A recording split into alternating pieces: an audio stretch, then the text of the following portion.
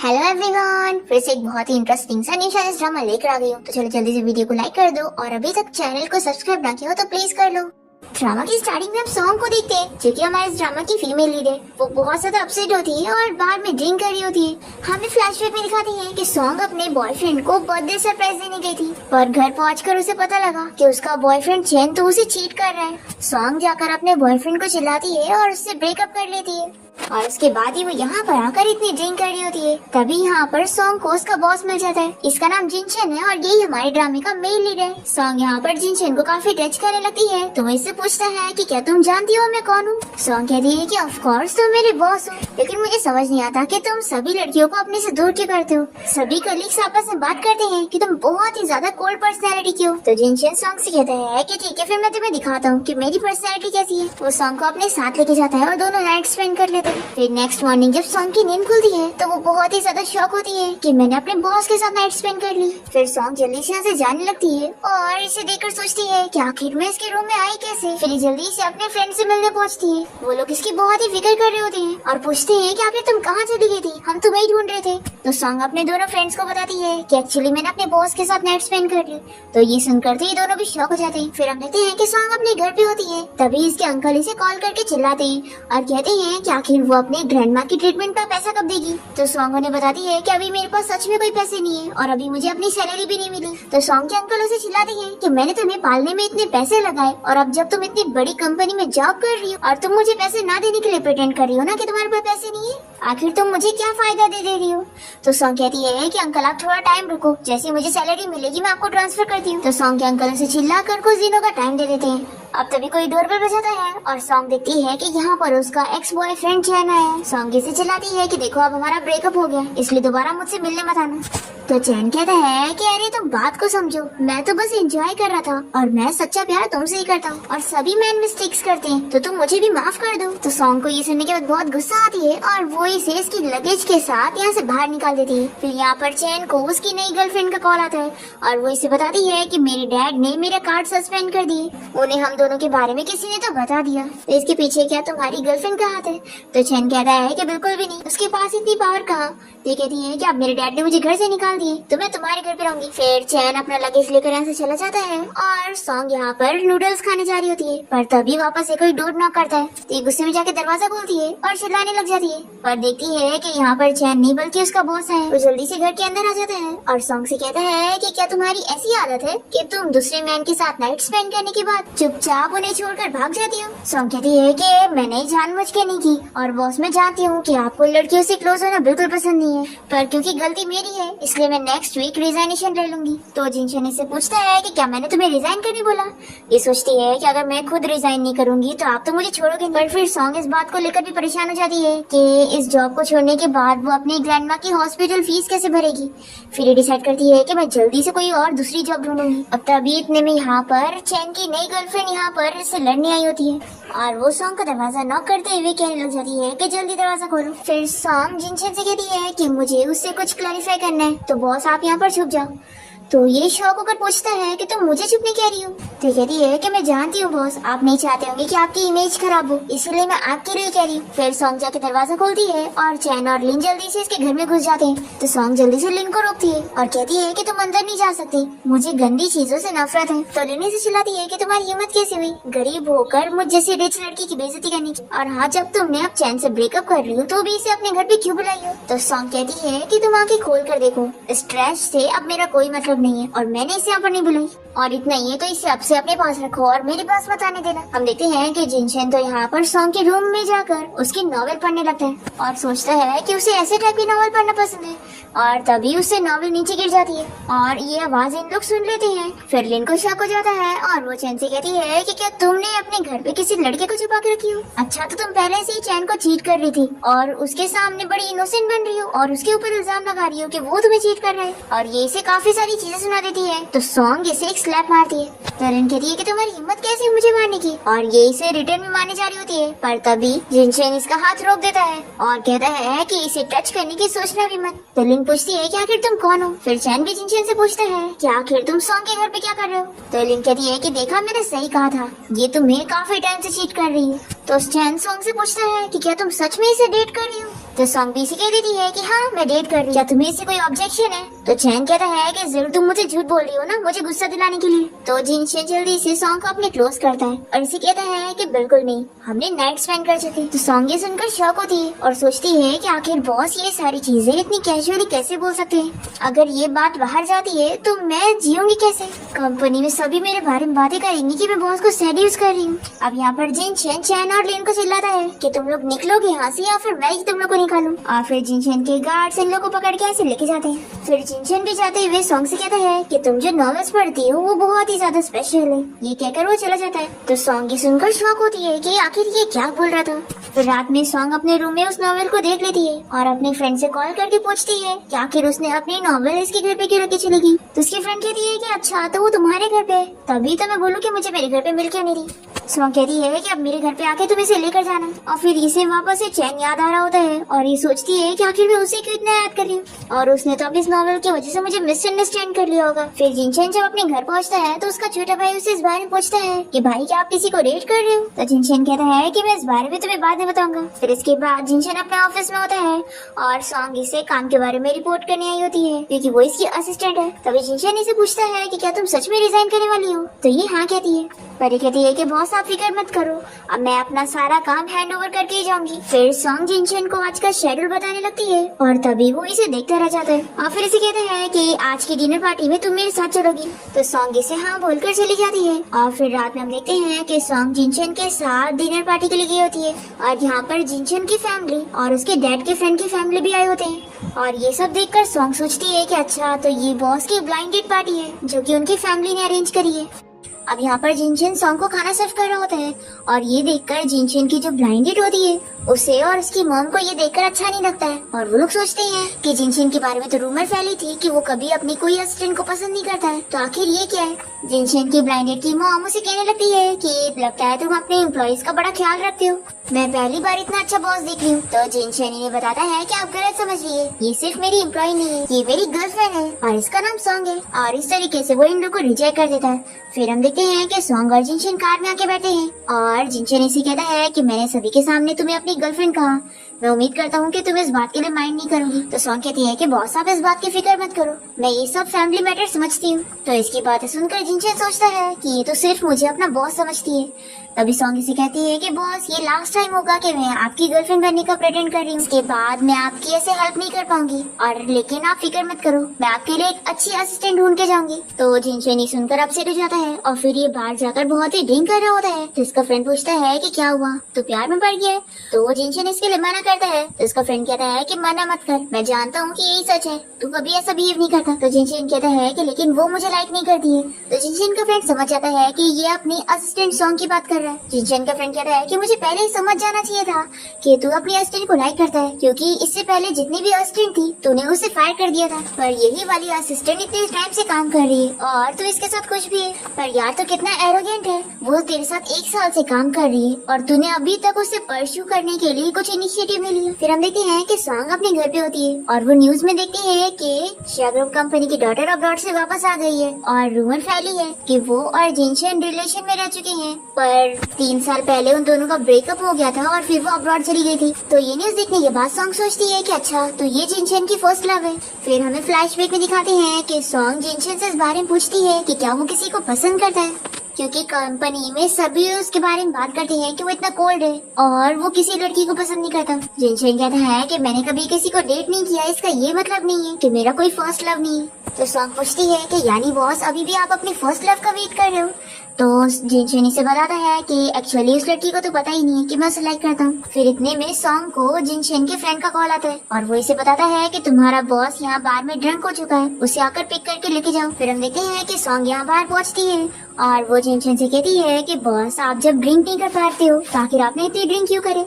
तो जिनचन का फ्रेंड इसे बताता है कि तुम्हारे बॉस को कोई लड़की पसंद है पर वो इसे नहीं मिल रही है, इसलिए ये ड्रिंक पीकर अपना दुख कम कर रहा था। और वो सॉन्ग से पूछता है कि क्या तुम जानती हो कि तुम्हारा बॉस किस लड़की को लाइक करता है। तो सॉन्ग कहती है कि हाँ मैं जानती हूँ, और वो याद करती है कि उसने न्यूज में देखी थी। फिर हम देखते हैं कि सॉन्ग जिनचन को घर ले आती है और फिर उसका ख्याल रख रही होती है। तभी अचानक से वो उसका हाथ पकड़ लेता है और नींद में कहने लगता है कि प्लीज मुझे छोड़कर मत जाओ, मैंने तुम्हें फाइनली ढूंढ लिया हूँ और मैं अब तुम्हें अपने से दूर नहीं करना चाहता। तो सॉन्ग सोचती है कि लगता है बॉस ने मुझे अपनी फर्स्ट लव समझ ली है। इतने सालों से वो उस लड़की से दूर रहे हैं और अभी भी उन्हें मिस कर रहे हैं। अब समझ आया कि बॉस ने अभी तक किसी और लड़की को डेट क्यों नहीं किया। फिर सॉन्ग टाइम देखती है कि तो बहुत लेट हो गया है, मुझे कल 8 बजे काम पे भी जाना है। तो सोचती है कि चलो आज रात में इधर ही सोफे पर सो जाती हूँ। फिर नेक्स्ट मॉर्निंग हम देखते हैं कि जिनचन सॉन्ग के पास आकर उसके बाल टच कर रहा होता है। तभी अचानक से वो उसका हाथ पकड़कर खाना समझ के खाने लगती है। तो ये पूछता है कि क्या बहुत ही टेस्टी है।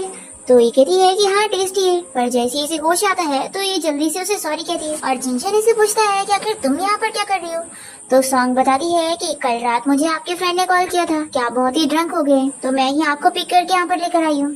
तो जिनचन कहता है कि उसके लिए थैंक यू, और फिर वो इसे बोनस पे कर देता है। तो सॉन्ग इतने सारे पैसे देकर खुश जाती है और इसे कहती है कि थैंक यू बॉस, अगर मुझे ऐसी बोनस मिलेगा तो मैं नेक्स्ट टाइम भी आपको पिक करने के लिए आऊंगी। नेक्स्ट सीन में हम देखते हैं कि सॉन्ग जब अपनी कंपनी में होती है तो वो देखती है कि जिनचन ऑफिस में किसी लड़की के साथ बात कर रहा है। तो ये देखकर वो मैनेजर से पूछती है कि बॉस के ऑफिस में कौन है। तो इसकी कलीग्स से बताती है कि वो शिया फैमिली की डॉटर है, बॉस की फियांसी, उन दोनों की शादी होने वाली है। फिर सॉन्ग कॉफी देने के लिए नहीं जाती है और अपना काम करने बैठती है। और तभी हम देखते हैं कि जिनचन तो उसी को ही देख रहा होता है और सोचता है कि आखिर उसे क्या हो गया, लगता है आज खराब मूड में। तभी वैन इसे नोटिस कर रही होती है और वो कहती है कि तुम्हें पता है मैं अब्रॉड से वापस हमारी एंगेजमेंट के बारे में बात करने आई हूँ। देखो मैं अब्रॉड में स्टडी करने के लिए तुम्हें छोड़कर चली गई थी, लेकिन अब मैं वापस आ गई हूँ ना, तो तुम गुस्सा मत हो। तो जिनचन से कहता है कि आखिर मैं क्यों गुस्सा होऊंगा, तुम्हारे पास मेरे से अच्छे ऑप्शन है, तो मैं तो तुम्हें गुड लक विश करूंगा। तो वैनी से बताती है कि एक्चुअली जब मैं अब्रॉड गई तब मुझे अपनी फीलिंग्स के बारे में रियलाइज हुआ कि मैं तो तुम्हें लाइक करती हूँ। जिनचन कहता है कि देखो इसका कोई फायदा नहीं है, तुम तो जानती हो ना कि मैं ऑलरेडी किसी और लड़की को लाइक करता हूँ।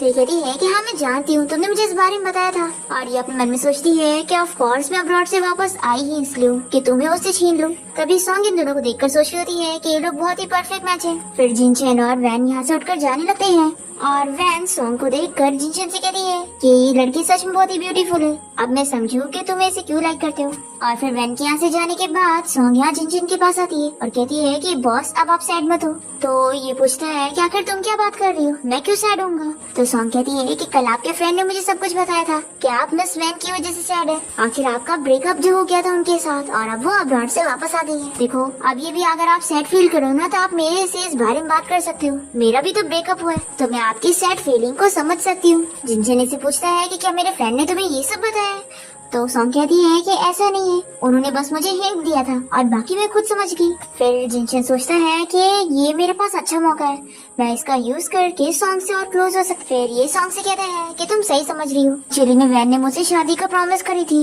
पर फिर वो मुझे छोड़कर अब्रॉड चली गई और उसकी वजह से मैंने इतना टाइम तक सफर किया हूँ, लेकिन अब मैं उसे ये दिखाना नहीं चाहता हूँ कि मैं सैड हूँ। तो क्या तुम मेरी हेल्प करने के लिए मेरी गर्लफ्रेंड बनने का प्रिटेंड कर सकती हो। तो सॉन्ग कहती है कि लेकिन बॉस मैं तो जल्द ही रिजाइन करने वाली हूँ। जिनचन कहता है कि नहीं, जब तक तुम मेरी प्रॉब्लम सॉल्व नहीं कर देती तुम रिजाइन मत करो, और वैसे अगर तुम मेरी गर्लफ्रेंड बनने का प्रिटेंड करोगी तो मैं तुम्हें मंथली सैलरी 1 लाख बढ़ा के दूंगा। ये सुनकर तो सॉन्ग बड़ी खुश हो जाती है और सोचती है कि इतने सारे पैसे अगर मुझे मिल जाएंगे तो मैं अपनी ग्रैंडमा के ट्रीटमेंट के पैसे जमा कर लूंगी और अपनी ग्रैंडमा को यहाँ शहर में रहने के लिए भी लेकर आ जाऊंगी। फिर ये जिनचन से हाँ कहती है तो ये कहता है कि ठीक है फिर आज तुम मेरे साथ डिनर पार्टी में चलोगी और उससे पहले अभी तुम मेरे साथ ड्रेस शॉपिंग के लिए चलो।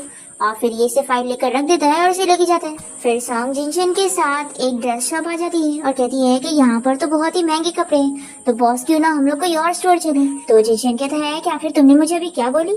तो कहती है कि बॉस। तो जिनचन कहता है कि क्या तुम भूल गई हो कि अब तुम्हारा स्टेटस बदल गया है। तो सॉन्ग इसका नाम लेती है और जिनचन इसे समझाता है कि अब तुम मेरी नाम की गर्लफ्रेंड हो, तो अब जो तुम्हारा अपीयरेंस होगा उससे मेरी इमेज पर फर्क पड़ेगा। फिर सॉन्ग यहाँ पर जिनचन को ड्रेस चूज करने के लिए बोलकर चला जाता है।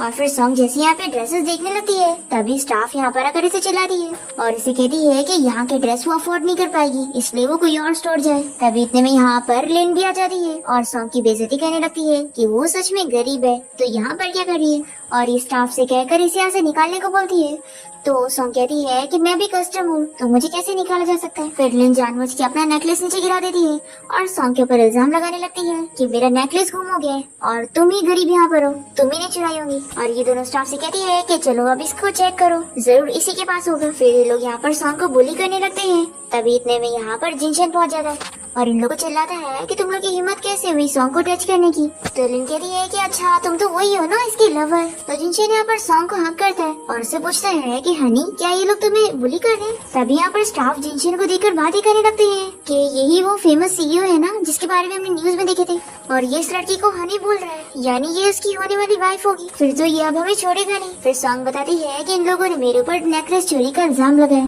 तो जिनशन कहता है कि नेकलेस चोरी हुआ है तो सभी को सर्च करना चाहिए ना, और वो सिक्योरिटी गार्ड को बुलाकर कहता है कि पहले इस लड़की के पास ढूंढो कि इसके पास है कि नहीं। तो लिन चिल्लाती है कि आखिर मैं अपना नेकलेस क्यों चुराऊंगी, और सिक्योरिटी गार्ड से कहती है कि तुम लोग मुझे छोड़ो, तुम लोग को पता भी है कि मैं कितनी रिच हूँ। जिनशन कहता है कि जो भी नेकलेस को ढूंढ लेगा उसे रिवॉर्ड मिलेगा। तभी सिक्योरिटी गार्ड नीचे से नेकलेस को उठा लेते हैं और लिन सॉन्ग के ऊपर इल्जाम लगाती है कि जरूर इसी ने चुराई थी और इसने खुद ही फेंक दी होगी ताकि पकड़ी ना जाए। तो जिनशन इसे चिल्लाता है कि तुम अभी भी मेरी गर्लफ्रेंड के ऊपर इल्जाम लगा रही हो, क्या तुम्हें डर नहीं है। तो लिन कहती है कि तुम अपने आप को समझते क्या हो जो मुझसे ऐसे बात कर रहे हो। जिनशन सिक्योरिटी गार्ड को ऑर्डर देता है कि इसे यहाँ से बाहर निकालो। तो लिन कहती है कि मैं स्टोर के वीआईपी कस्टमर हूँ, मुझे ऐसे नहीं निकाल सकते। तो जिनशन तुरंत ही कॉल करके इस स्टोर को खरीदने का ऑर्डर देता है, वो भी सॉन्ग के नाम पर। और फिर ये लिन को बताता है कि अब इस स्टोर की ओनर सॉन्ग है और अब उसका डिसीजन चलेगा, वो जो चाहे वो कर सकती है। तो सॉन्ग बड़ी खुश हो जाती है कि स्टैंड इन बनना तो इतना ज्यादा अच्छा होगा, मुझे कभी नहीं पता था। फिर यहाँ पर इन स्टाफ को कॉल आ जाती है कि स्टोर का ओनर चेंज हो गया है। तो ये तुरंत ही सॉन्ग से माफी मांगने लगती है और ये सब देखकर लिन शॉक होती है और जिनशन से पूछती है कि आखिर वो है कौन जो उसके पास इतनी पावर है। तभी इसे इसके डैडी का कॉल आता है और वो इसे बताते हैं कि आखिर उसने मिस्टर जिनशन से पंगा क्यों ले ली। अब उसने इनकी कंपनी के साथ सारे कॉन्ट्रैक्ट खत्म कर दिए और अब इसके डैड की कंपनी बैंकरप्ट हो गई है।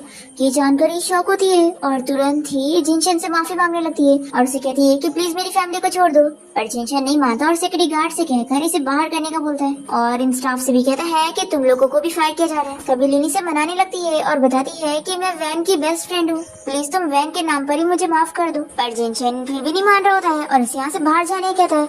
तो लिन गुस्से में सॉन्ग से कहती है कि देखना सिस्टर वैन अब वापस आ गई है और वो तुमसे तुम्हारा सब कुछ छीन लेगी। फिर ये बोलकर लिन यहाँ से चली जाती है और सॉन्ग जिनशन से कहती है कि थैंक यू बॉस, आज आपने फिर मेरी साइड ली। जिनशन कहता है कि तुम भूल गए कि तुम्हें मुझे क्या बुलाना है।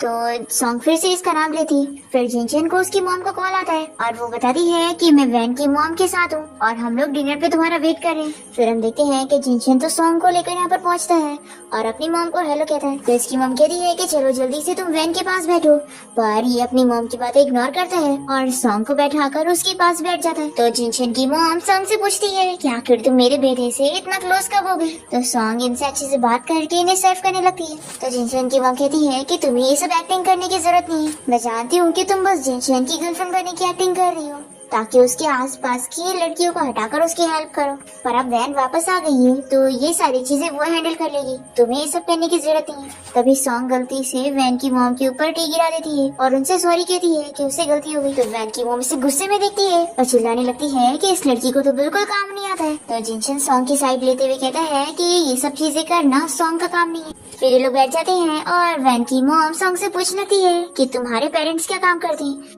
तो सॉन्ग बताती है कि जब मैं छोटी थी तभी मेरे पेरेंट्स मर गए और मुझे मेरी ग्रैंडमा और अंकल ने पाले।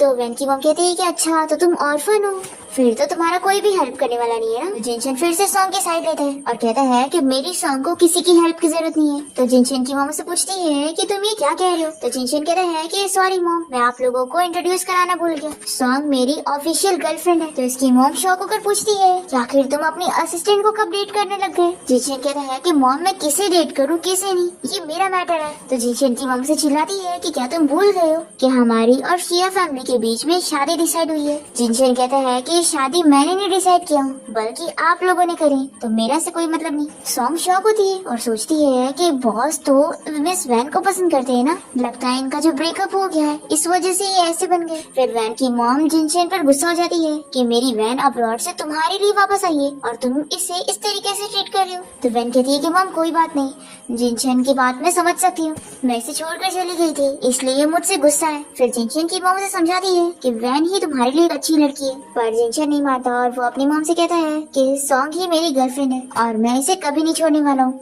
तो इसकी बातें सुनकर सॉन्ग भी सोचने लग जाती है कि ये तो इतनी अच्छी एक्टिंग कर रहा है कि मैं भी इसकी बातों को रियल समझ ले रही हूँ। फिर सॉन्ग और जिनचेन यहाँ से जाने के लिए निकलते हैं और सॉन्ग इसे पूछती है कि बॉस आप तो मिस वैन को लाइक करते हैं ना, तो अब तो वो आपसे एंगेजमेंट करना चाहती है, आखिर आप उनसे शादी करने के लिए मना क्यों कर रहे हैं। जिनचेन सोचता है कि कितनी सिली है, मैं तो इसे लाइक करता हूँ। फिर जिनचेन इसे कहता है कि उसने मुझे इतना बैडली हर्ट करी है कि अब मैं उसे सिर्फ नफरत करता हूँ और मैं उसे शादी नहीं करना चाहता। फिर इसके बाद हम देखते हैं कि सॉन्ग अपने घर आ जाती है और जैसे ही वो नूडल्स खाने वाली होती है तभी इतने में यहाँ पर इसका लैंडलॉर्ड आ जाता है और वो इसे बताता है कि अब मैंने ये घर किसी और को रेंट पे दे दिया हूँ, तो तुम निकलो यहाँ से।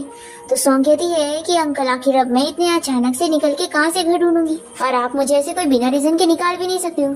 तो लैंडलॉर्ड कुछ भी रीजन बनाने लगता है और सॉन्ग से कहता है कि उसने उसके घर के कितने सामान खराब कर दिए जिसके पैसे अगर वो नहीं भरेगी तो उसे निकलना पड़ेगा। और फिर वो इसे जबरदस्ती घर से यहाँ से निकाल देता है और कहता है कि जो चीजें तुमने खराब करी हो उसका कंपेंसेशन जब तक तुम नहीं भरोगी तब तक तुम अपना लगेज आकर नहीं ले सकती हो। फिर ये लैंडलॉर्ड जिनचेन को कॉल करता है और बताता है कि जैसा आपने कहा था मैंने आपका काम कर दिया। फिर हम देखते हैं कि जिनचेन यहाँ बाहर खड़ा होकर सॉन्ग का वेट कर रहा होता है और वो यहाँ जैसी बाहर आती है तो इसके अंकल इसे कॉल करके बताते हैं कि तुम्हारे कजिन को एक लड़की पसंद आ गई है और उसकी शादी के लिए पैसे चाहिए, तो चलो जल्दी से तुम मुझे पैसे दो। तो सॉन्ग कहती है कि अंकल मैंने पिछली बार ही आपको 2 लाख दी थी। तो ये कहते हैं कि वो तो तुम्हारी ग्रैंडमा के ट्रीटमेंट में गया ना और ये तुम्हारी कजिन की शादी के लिए चाहिए। सॉन्ग कहती है कि अब मेरे पास कोई पैसे नहीं है। तो इसके अंकल कहते हैं कि ठीक है, फिर पैसे नहीं है ना तो वापस आओ, मैं तुम्हारी शादी करवाता हूँ, फिर मुझे ब्राइड प्राइज में इतने सारे पैसे मिल जाएंगे कि मेरा काम हो जाएगा। सॉन्ग नहीं मान रही होती है तो उसके अंकल कहते हैं कि मैं अच्छी तरीके से जानता हूँ कि तुम्हारा चैन के साथ ब्रेकअप हो गया, इसलिए चुपचाप घर आकर शादी कर लो। पर सॉन्ग जल्दी से कॉल कट कर देती है और फिर वो यहीं पर ही बैठकर रोने लग जाती है। तो जिनचेन यहाँ पर पहुंचकर इसे अपना हाथ देता है और पूछता है कि इतनी रात को तुम बाहर क्या कर रही हो। तो सॉन्ग बताती है कि बॉस मेरे लैंडलॉर्ड को अब मुझे रेंट पर नहीं रखना है और उन्होंने मुझे घर से बाहर निकाल दिया। तो जिनचेन कहता है कि क्यों ना तुम मेरे घर पे रह लो। तो ये सुनकर ही शॉक होती है। तो इसे कहता है कि देखो तुम मुझे मिसअंडरस्टैंड मत करो, मेरा घर बहुत ही बड़ा है और बहुत सारे रूम है, तो तुम एक रूम में तो रह ही सकती हो और वैसे भी तुम मुझसे इतनी क्लोज हो तो मेरी फैमिली की तरह ही हो। सॉन्ग कहती है कि लेकिन बॉस ये सही नहीं होगा ना, इससे आपकी भी रेपुटेशन जाएगी। जिनचेन कहता है कि तुम फिर से भूल रही हो कि अभी हम लोग बॉयफ्रेंड और गर्लफ्रेंड वाले रिलेशन में हैं, तो अगर तुम मेरे साथ भी रहोगे तो मेरी कोई इमेज नहीं जाएगी बल्कि ये तो नॉर्मल होगा। तो सॉन्ग कहती है कि लेकिन उस घर का रेंट तो 10,000 से कम नहीं होगा। ये कहता है कि तुम क्या सोच रही हो, तुम बस मेरे लिए कुकिंग करना और घर क्लीन कर देना, फिर तुम्हें रेंट देने की जरूरत नहीं है। तो ये सुनकर ये खुश जाती है और कहती है कि बॉस आप फिक्र मत करो, जब मुझे एक अच्छा घर मिल जाएगा तो मैं निकल जाऊंगी। जिनचेन सोचता है कि मैं तो बस कोशिश कर रहा हूँ ताकि तुम्हें धीरे धीरे अपने पास कर सकूं, ताकि एक दिन तुम्हें भी मुझसे प्यार हो जाए। फिर उसके बाद हम देखते हैं कि सॉन्ग जिनचेन के साथ उसके घर आ जाती है और अपने फ्रेंड्स को कॉल करके इस बारे में बता देती है कि अब मैं अपने बॉस के साथ उसके घर पे रहने के लिए आ गई हूँ। अब तभी जिनचेन शावर लेकर बाहर आता है और सॉन्ग तो इसकी बॉडी देखती रह जाती है। फिर वो भी जल्दी से शावर लेने जाती है और तभी वो यहाँ पे गिर जाती है तो उसके पैर में चोट लग जाती है और जिनचेन उसकी आवाज सुनकर जल्दी से उसे देखने आता है और फिर ये मेडिसिन बॉक्स लाकर उसके पैर में मेडिसिन भी लगाता है और उसे कहता है कि अब से ये गेस्ट रूम तुम्हारा होगा। ऐसा बोलकर वो अपने रूम में चला जाता है। फिर सॉन्ग को उसके अंकल कॉल करके चिल्लाते हैं कि तुम्हारी हिम्मत कैसे हुई मेरा फोन कट करने की, देखो इस वीकेंड पर तुम्हें ब्लाइंड डेट के लिए जाना होगा। तो सॉन्ग मना कर देती है कि मैं कोई डेट पर नहीं जाऊंगी। तो इसके अंकल इसे धमकी देते और बताती है कि अगर तुम ब्लाइंड डेट के लिए नहीं जाओगी तो मैं तुम्हें बता दूं कि तुम्हारी ग्रैंडमा तो बीमार है, उन्हें देखने के लिए आओ। तो सॉन्ग ये सुनने के बाद अपनी ग्रैंडमा की फिक्र करती है और नेक्स्ट डे ही वो अपने अंकल के घर पहुंच जाती है और उनसे पूछती है कि ग्रैंडमा को आखिर क्या हुआ है। तो अंकल बताते हैं कि ग्रैंडमा तो हॉस्पिटल में है। तो सॉन्ग कहती है कि आपने मुझसे झूठ कहा। तो सॉन्ग के अंकल कहते हैं कि अगर मैं झूठ नहीं बोलता तो तुम वापस थोड़ी ना आती। फिर यहाँ पर जो सॉन्ग की जो ब्लाइंडेड की मॉम होती है वो सॉन्ग को पसंद कर लेती है और कहती है कि ठीक है, मैं इसी लड़की से अपने बेटे की शादी करूंगी, तो हम 2 दिन बाद यहाँ पर आएंगे शादी करने के लिए। और वो यहाँ से चली जाती है। फिर सॉन्ग अपने अंकल से कहती है कि मैं ही शादी नहीं करने वाली हूँ। तो इसके अंकल इसे चिल्लाते हैं कि तुम्हारे कजिन की शादी करने के लिए पैसे चाहिए और घर खरीदने के लिए भी पैसा चाहिए, तो बताओ तुम ला के दोगी पैसे? देखो चुपचाप से शादी कर लो, नहीं तो मैं तुम्हारे पैर तोड़ दूंगा। तो सॉन्ग कहती है कि आप मेरे पेरेंट्स नहीं है, इसलिए आप मेरी शादी अरेंज नहीं कर सकते हो। वैसे भी मैं अपनी हर मंथ की सैलरी आपको देती हूँ और ग्रैंड माँ के ट्रीटमेंट के पैसे भी मैं ही भर रही हूँ, तो आखिर आप कर क्या रहे हो? तो इसके अंकल कहते हैं कि मैंने जो तुम्हें पाला है, ये सब करके भी तुम उसका एहसान नहीं चुका सकती। तभी यहाँ पर सॉन्ग का कजिन आ जाता है और उसे समझाने लगता है कि चुपचाप से डैड की बात सुन लो।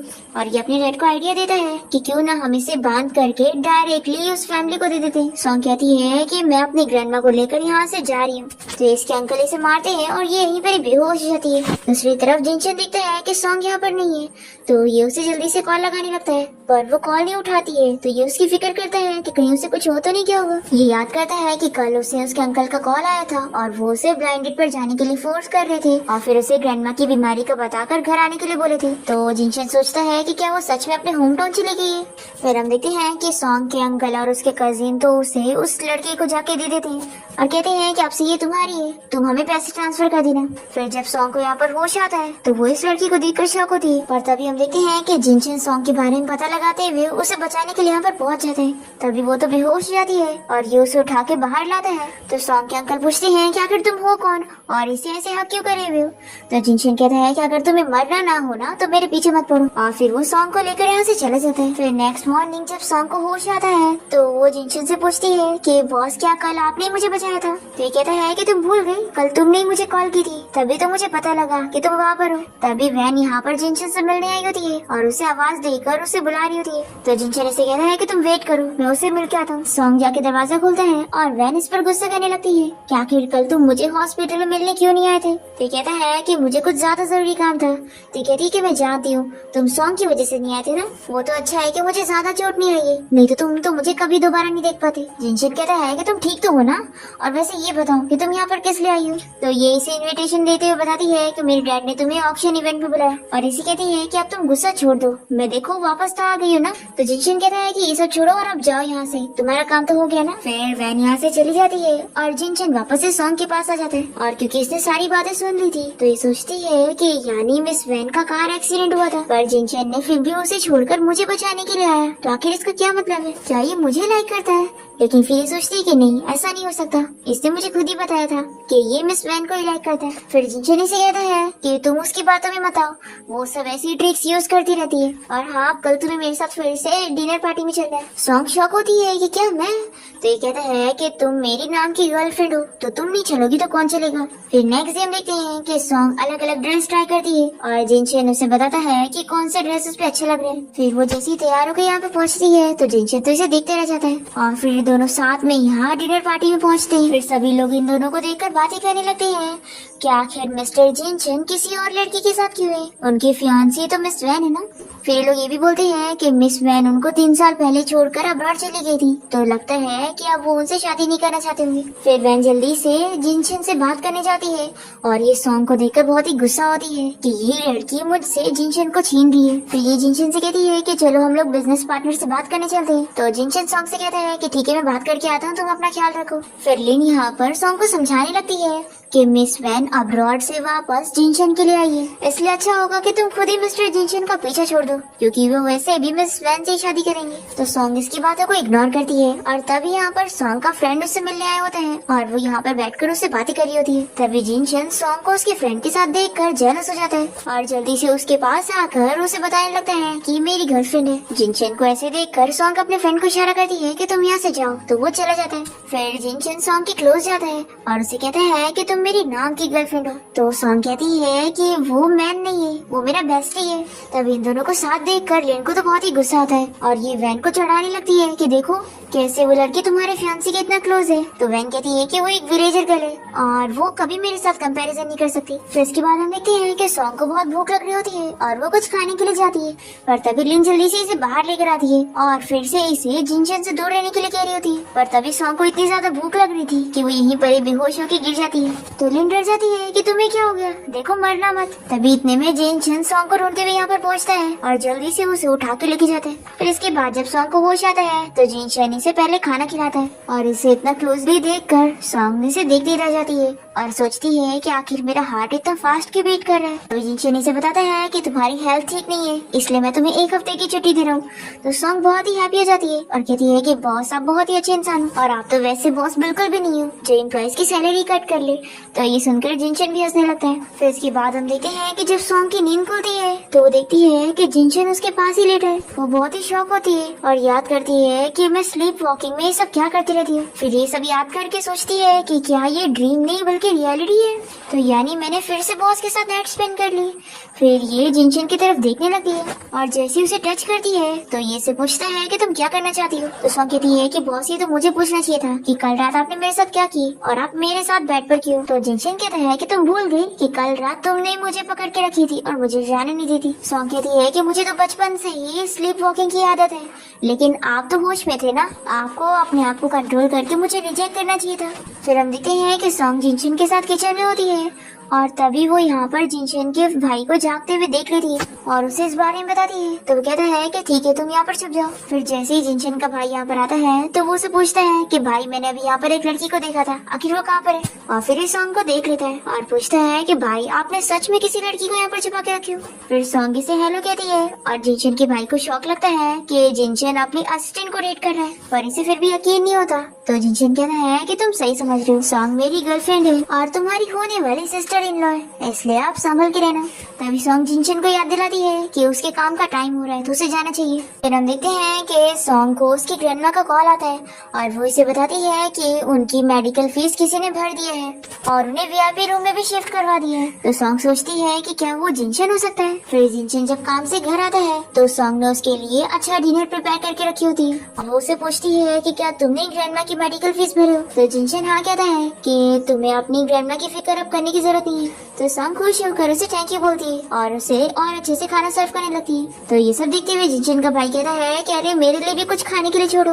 अब यहाँ जिनशन तो बहुत ही हैप्पी हो जाता है कि सॉन्ग भी उसे लाइक करने लगी है। फिर नेक्स्ट सीन में देखते हैं कि सॉन्ग अपनी फ्रेंड से इस बारे में बात करी होती है कि वो घर देखने जाने वाली है और वो प्लानिंग करी है कि वो जल्दी से अपने घर में शिफ्ट हो जाएगी। तभी जिनशन ही सुन लेता है और सॉन्ग से पूछता है कि अच्छा तो तुम अपने लिए घर देख रही हो। तो सॉन्ग कहती है कि बॉस वैसे भी मैं सिर्फ आपके नाम की गर्लफ्रेंड हूँ ना, तो मैं यहाँ पर हमेशा नहीं रह सकती और एक न एक दिन तो मुझे यहाँ से जाना ही है। जिनशन कहता है कि मैं तुम्हारा बॉस हूँ, इसलिए मैं तुम्हारे साथ घर देखने चलूंगा ताकि तुम्हारे लिए एक अच्छा घर डिसाइड कर सकूँ। फिर हम देखते हैं कि जिनशन सॉन्ग के साथ घर देखने जाता है और जानबूझ के घर की बुराई करता है कि घर उसके लिए अच्छा नहीं रहेगा। फिर घर आने के बाद दोनों साथ में डिनर करे होते हैं और जिनशन से कहता है कि तुम्हें आखिर उतना छोटा घर लेने की क्या जरूरत है, वो तुम्हारे लिए अच्छा नहीं था, तुम्हें बड़ा घर लेना चाहिए। सॉन्ग कहती है कि बॉस आखिर मैं एक बड़ा घर कैसे अफोर्ड करूंगी। तभी जिनशन इसे सजेस्ट करता है कि क्यों ना तुम मेरा घर खरीद लो। तो ये कहती है कि बॉस आप मजाक कर रहे हैं ना, आपका इतना बड़ा घर कितना महंगा होगा। जिनशन कहता है कि नहीं, मैं तुम्हें इस घर को बहुत ही सस्ते में दे सकता हूँ, सिर्फ 2 मिलियन में, और तुम्हें इसकी पेमेंट भी जल्दी नहीं करनी होगी। तो सॉन्ग को ये ऑफर पसंद आता है और तभी जिनशन कहता है कि लेकिन मेरी एक रिक्वेस्ट है कि जब तक तुम मुझे पूरे पैसे नहीं पे कर देती तब तक तुम मुझे भी यहाँ पे रहने दे देना। सॉन्ग कहती है कि क्या बस इतनी सी शर्त है। तो ये कहता है कि हाँ, लेकिन अगर तुमने जल्दी डिसाइड नहीं करी तो मैं अपना माइंड चेंज कर लूंगा। तो सॉन्ग मान जाती है कि हाँ बॉस मैं एक घर खरीदूंगी। फिर ये तुरंत ही इसके साथ कॉन्ट्रैक्ट साइन कर लेता है। फिर नेक्स्ट सीन में हम देखते हैं कि सॉन्ग कंपनी में काम करना शुरू कर देते हैं, पर कि अभी भी बीमार होती है और यहीं पर ही बेहोश होकर गिर जाती है। तभी जल्दी से जिनशन यहाँ पहुंचकर सॉन्ग को उठाता है और कहता है कि मैं तुम्हें हॉस्पिटल लेके चलता हूँ, पर सॉन्ग मना करने लगती है कि मुझे हॉस्पिटल नहीं जाना है। तो ये इसे लेकर घर आ जाता है और फिर ये घर पे उसकी काफी केयर कर रहा होता है और उसे कहता है कि अब तुम्हारा फीवर जा चुका है। सॉन्ग सोचती है कि पहले मैं हमेशा से बॉस से दूर होने की कोशिश करती थी और अब तो मेरा दिल करता है कि मैं हमेशा बॉस के साथ रहूं। फिर जिनशन से इस बारे में पूछता है कि आखिर तुम्हें हॉस्पिटल जाना क्यों नहीं पसंद है। तो ये बताती है कि बचपन में ही मॉम डैड का कार एक्सीडेंट हो गया था और फिर मैं कई टाइम के लिए बीमार हो गई थी और हॉस्पिटल में अकेली थी, तभी से मुझे हॉस्पिटल से नफरत हो गई। जिनशन कहता है कि फिक्र मत करो, अब से फ्यूचर में तुम बीमार होगी ना तो मैं तुम्हारी केयर करूंगा।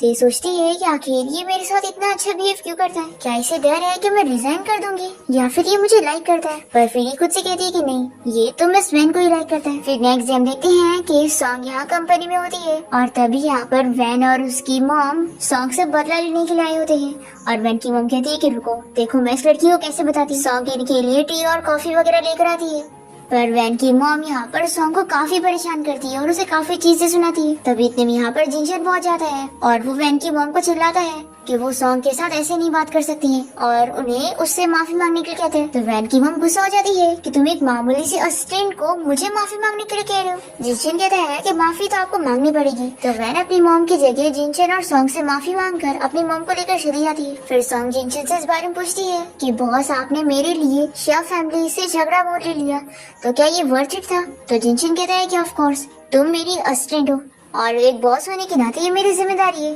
तो सॉन्ग बहुत ही खुश होती है और जिनशन से कहता है कि आज के लिए तुम छुट्टी ले लो। फिर हम देखते हैं कि सॉन्ग जब अपने घर पहुंचती है तभी यहाँ पर इसका एक्स बॉयफ्रेंड चैन से मिलने पहुंचता है और इसे चिल्लाने लगता है कि अच्छा तो तुम सच में अपने बॉस को डेट कर रही हो और तुमने मुझे चीट कर रही हो।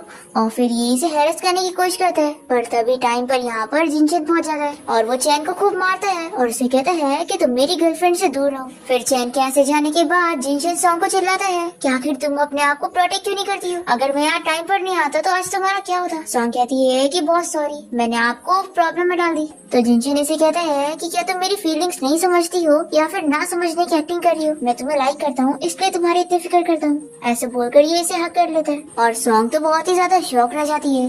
फिर इसके बाद जिनशन सॉन्ग को मेडिसिन लगा रहा होता है। फिर सॉन्ग इससे फिर से इस बारे में पूछती है कि तुम तो मिस वैन को लाइक करते थे ना। तो जिनशन इसे बताता है कि मैंने उसे कभी लाइक किया ही नहीं, वो तो बस मेरी चाइल्डहुड फ्रेंड है।